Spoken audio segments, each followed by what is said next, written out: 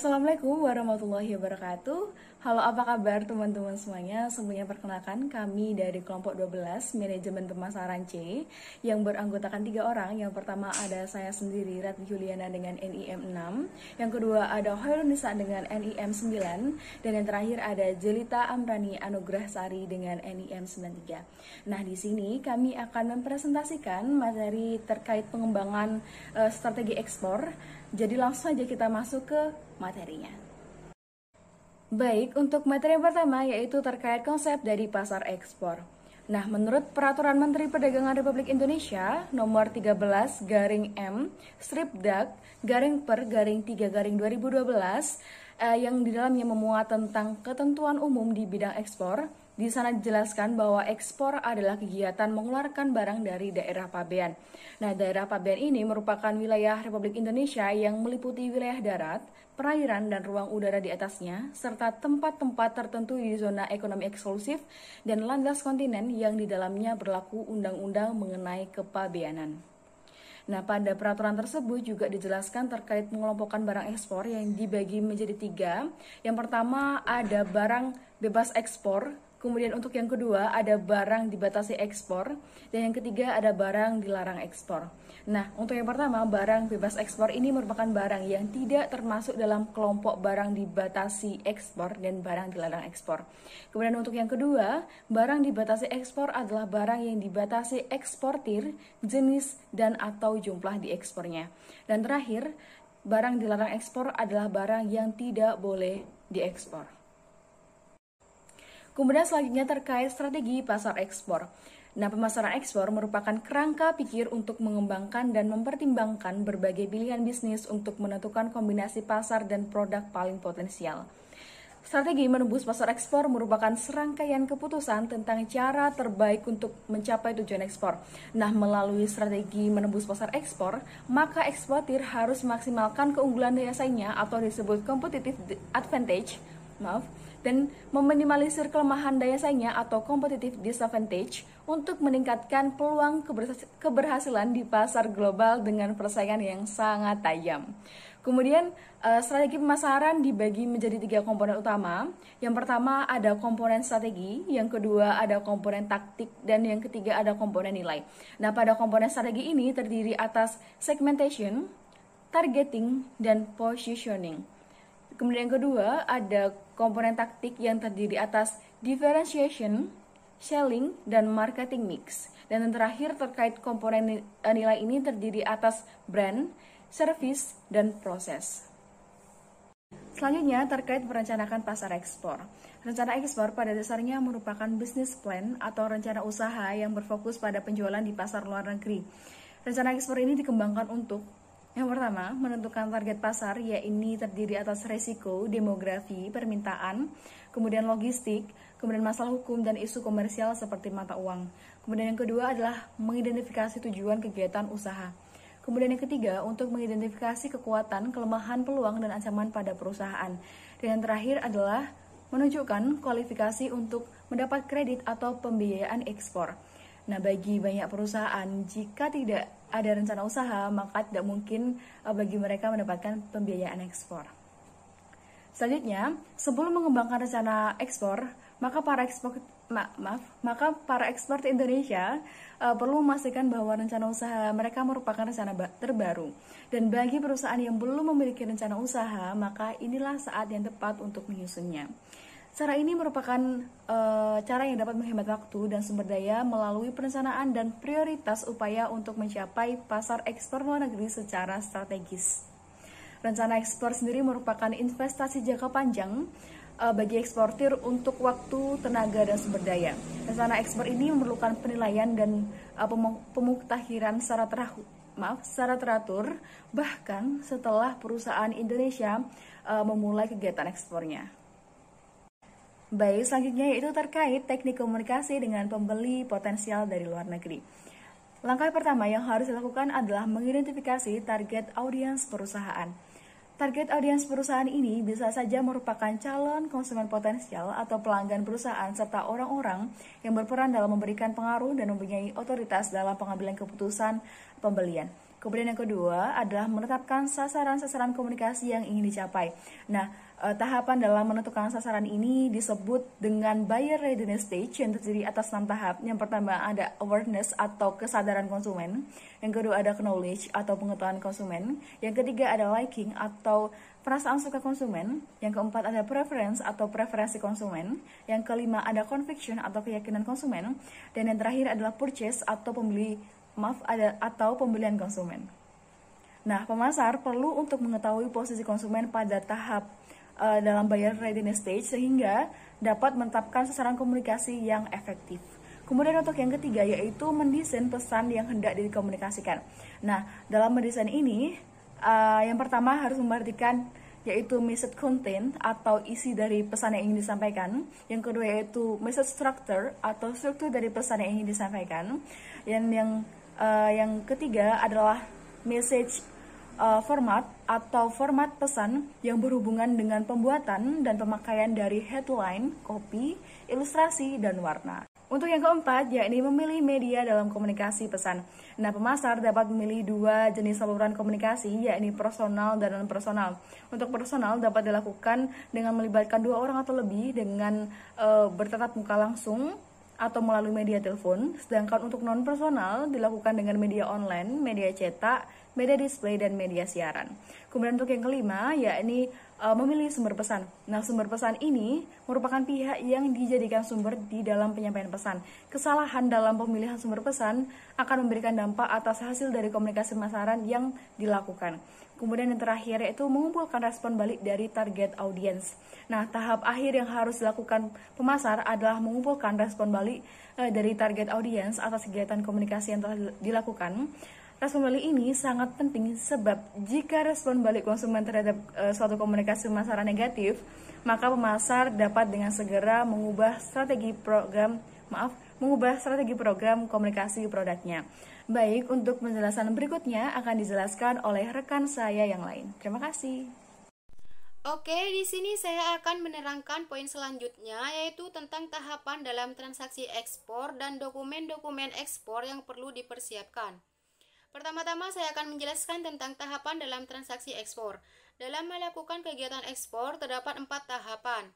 Tahapan yang pertama yaitu mengenai proses kontrak penjualan, di mana di dalamnya berisi dokumen atau surat persetujuan antara penjual dengan pembeli yang merupakan salah satu tindak lanjut dari purchase order yang diminta oleh pihak importir.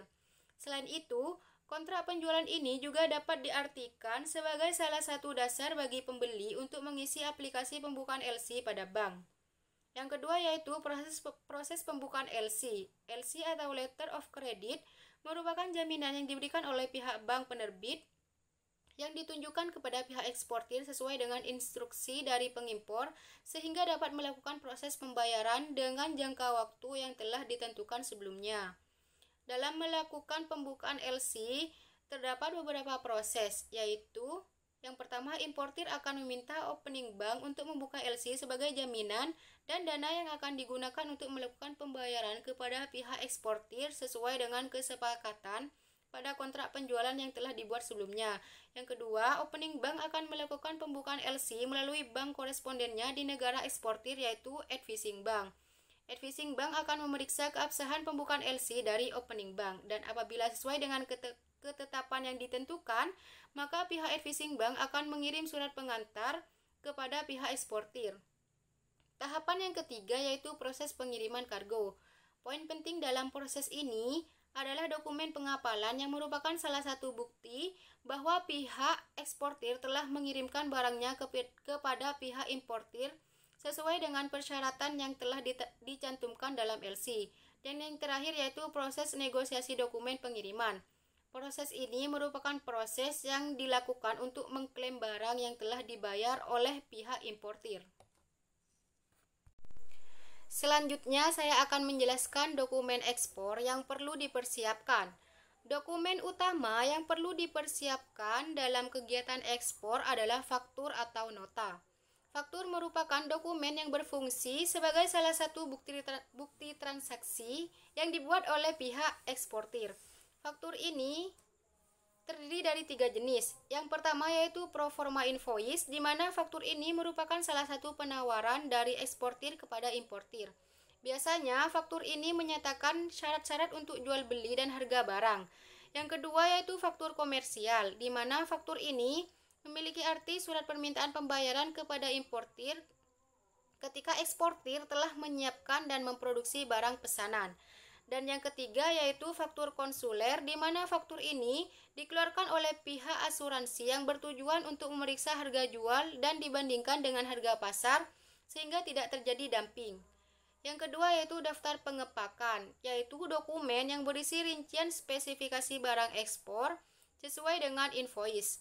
Daftar pengepakan ini biasanya berfungsi untuk memudahkan dalam pemeriksaan barang yang akan dikirimkan. Selanjutnya yaitu bill of lading, yang merupakan bukti pengiriman barang yang dibuat oleh shipping company untuk eksportir. Dokumen selanjutnya yaitu asuransi polis. Asuransi ini berfungsi sebagai bukti surat penanggungan yang dikeluarkan oleh perusahaan asuransi untuk menjamin keselamatan atas barang ekspor yang dikirim. Dengan adanya dokumen ini, maka akan meminimalkan kerugian bagi kedua belah pihak. Selanjutnya yaitu PEB atau pemberitahuan ekspor barang. PEB adalah surat pemberitahuan yang dibuat oleh pihak eksportir kepada kantor bea dan cukai sebelum melakukan kegiatan ekspor. Yang selanjutnya yaitu instruksi pengiriman, yaitu dokumen yang dibuat dan diberikan oleh eksportir kepada shipping company untuk melakukan pemesanan pada transportasi yang ada. Untuk selanjutnya, saya akan membahas mengenai hukum dan perundangan yang berlaku. Di Indonesia sendiri, hukum tersebut diatur dalam UU Nomor 10 Tahun 1995 tentang Perdagangan Internasional dan juga UU Nomor 7 Tahun 2014 tentang Perbeaan. Untuk selanjutnya adalah sistem transaksi bisnis yang digunakan. Yang pertama ada pembayaran di muka. Pembayaran ini dilakukan manakala pembeli atau juga importir membayar terlebih dahulu kepada penjual atau eksportir sebelum barang tersebut dikirim oleh penjual. Untuk yang kedua adalah wesel inkasso. Untuk cara pembayaran ini, eksportir adalah sebagai pihak penarik wesel, memerintahkan kepada importir sebagai si penarik untuk membayar sejumlah uang pada waktu yang sudah ditentukan dalam wesel. Yang nomor 3 adalah perhitungan kemudian. Cara pembayaran ini adalah kebalikan dari pembayaran di muka tadi. Jika perhitungan kemudian adalah penjual mengirimkan terlebih dahulu barangnya, kemudian pembeli mentransfer atau membayar barang tersebut. Yang keempat adalah konsinyasi, yaitu pengiriman barang-barang eksportir pada importir di luar negeri dan barang tersebut dikirim oleh eksportir sebagai titipan untuk dijualkan oleh importir dengan harga yang telah ditentukan oleh eksportir. Untuk yang selanjutnya, yang nomor 5 adalah letter of credit, yaitu pembayaran dengan menggunakan sistem LC. Ini merupakan pembayaran yang paling umum digunakan dalam transaksi bisnis, khususnya transaksi jual beli barang. Cara pembayaran ini lebih dicantumkan dalam sales contract. Dan yang terakhir adalah Uniform Custom and Practice for Documentary Credit. Selanjutnya saya akan menjelaskan studi kasus tentang pengembangan strategi ekspor yang berjudul Strategi Pengembangan Usaha Industri Ekspor Ikan Tuna dengan studi kasus di PT Aceh Lampulo Jaya Bahari.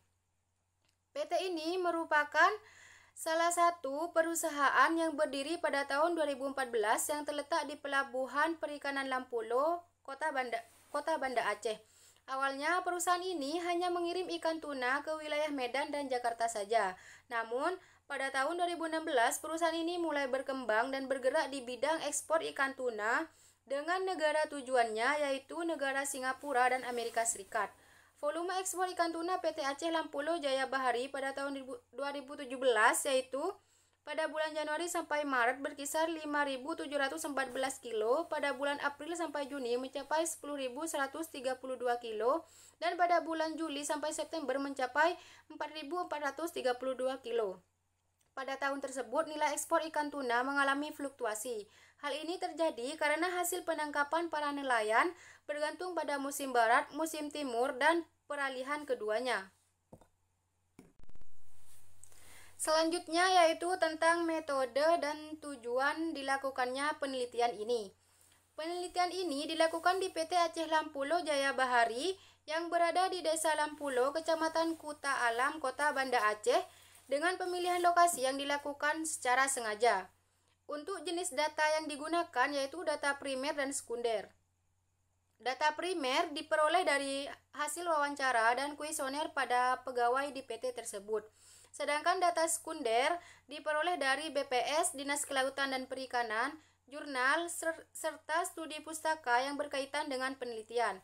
Dan untuk tujuan dari penelitian ini yaitu untuk mengetahui kondisi existing ekspor ikan tuna, untuk mengetahui faktor yang mempengaruhi pengembangan usaha industri, dan untuk mengetahui strategi pengembangan yang menjadi alternatif pada perusahaan tersebut. Hasil dan juga pembahasan. PT Aceh Lampulo Jaya Bahari memiliki konsep utama yaitu freshness, higienis, dan juga kualitas. Tujuan dari didirikannya perusahaan ini yaitu untuk memproduksi dan juga mengolah produk-produk dari hasil laut seperti kukus tuna, frozen seafood, dan juga hasil laut lainnya, dengan mengedepankan kualitas tinggi yang memenuhi standar internasional. Strategi prioritasnya adalah yang pertama, memperbaiki fasilitas pelabuhan Lampulo. Yang kedua adalah mengembangkan pasar baru di luar negeri.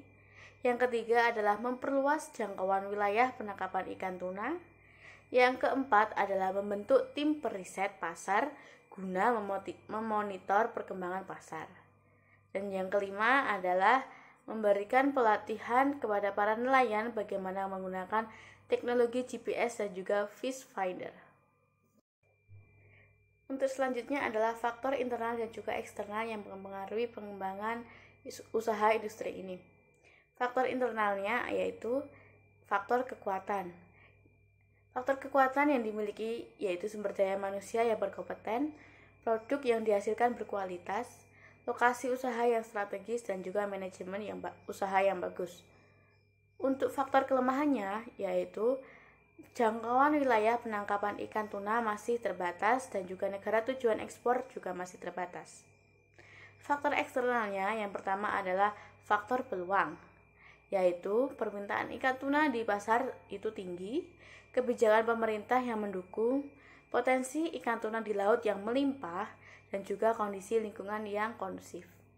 Sedangkan faktor ancaman yang dimiliki adalah keadaan iklim, fasilitas pelabuhan Lampulo kurang baik, adanya pesaing dengan produk sejenis, dan juga globalisasi ekonomi, sehingga semakin kompetitif.